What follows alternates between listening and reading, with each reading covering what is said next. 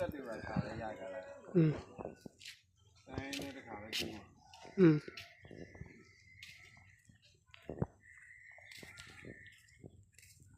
နေရာတော့မိပြီအနောက်နည်းနည်းလေးရအောင်တမီတာ3 ပြီတော့အဲ့ငါအနောက်ကဆောက်ပါရှေ့ကတော့ပေ20လောက်ကျန်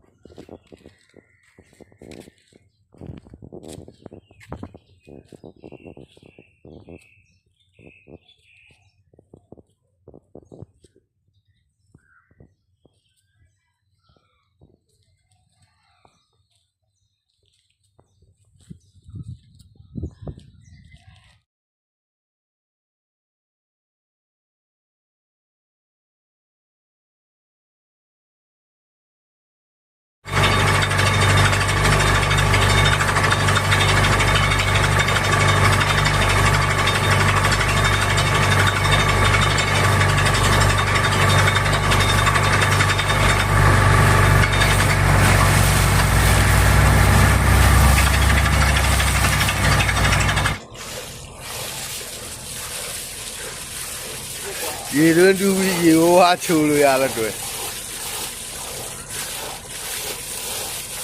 ဟိုမှာရေတန်းဘူးတဲ့တုံထောက်လိုက်ပြီးပြန်ခံလိုက်ရေဘယ်လောက်ကြည်လဲဆိုတော့ပြရအောင်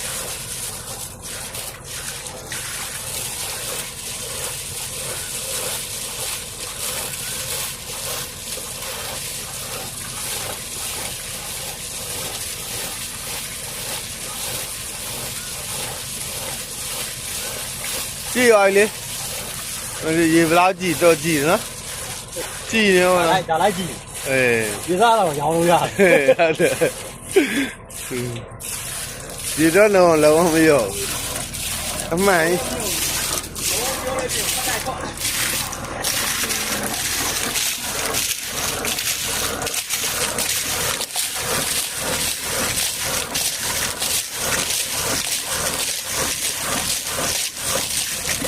ဟိုဘက်မှာစီရတာကြောင်းနမူနာလေးပေါ့နော်